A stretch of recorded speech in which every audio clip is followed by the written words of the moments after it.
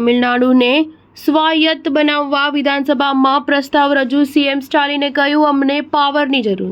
રાજ્યપાલ સાથે ખેંચતાણ વચ્ચે તમિલનાડુ વિધાનસભામાં મુખ્યમંત્રી એમ.કે. સ્ટાલિને રાજ્યને સ્વાયત્ત બનાવવાનો પ્રસ્તાવ રજૂ કર્યો છે. તેમણે કહ્યું કે દેશની આઝાદીને 75 વર્ષ પૂરા થયા છે. આપણા દેશમાં જુદી જુદી ભાષા, જાતિ અને સંસ્કૃતિના લોકો વસે છે. આપણે સૌએ સાથે મળીને રહેવું જોઈએ. ડોક્ટર આંબેડકરે તમામની રક્ષા કરતા દેશની રાજનીતિ અને પ્રશાસનની પ્રણાલી ઘડી છે. તમિલનાડુના મુખ્યમંત્રી એમ.કે. સ્ટાલિને વિધાનસભામાં કહ્યું કે રાજ્યના અધિકારોની રક્ષા અને કેન્દ્ર રાજ્યના સંબંધોને વધુ શ્રેષ્ઠ બનાવવા માટે એક ઉચ્ચ સ્તરીય સમિતિ ઘડવામાં આવી છે. આ સમિતિમાં પૂર્વ અધિકારી અશોક શેટ્ટી અને એમ.યુ. નાગરાજન જેવા લોકો સામેલ છે. આ સમિતિ જાન્યુઆરી 2026 સુધી એક વચગાળાનો રિપોર્ટ રજૂ કરશે. 2 વર્ષની અંદર સંપૂર્ણ રિપોર્ટ અને ભલામણો સરકારને સોંપવામાં આવશે. એમ.કે. સ્ટાલિને કહ્યું કે એક કરીને રાજ્યોના અધિકાર અને હક છીનવાઈ રહ્યા છે.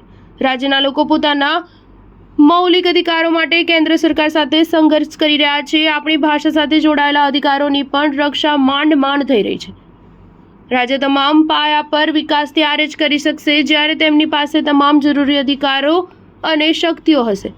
રાજ્યને વધુ સ્વાયત્તતા આપવાની ભલામણ માટે એક વિશેષ સમિતિ બનાવવામાં આવી રહી છે, જેનું નેતૃત્વ સુપ્રીમ કોર્ટના પૂર્વ જજ કુરિયન જોસેફ કરશે.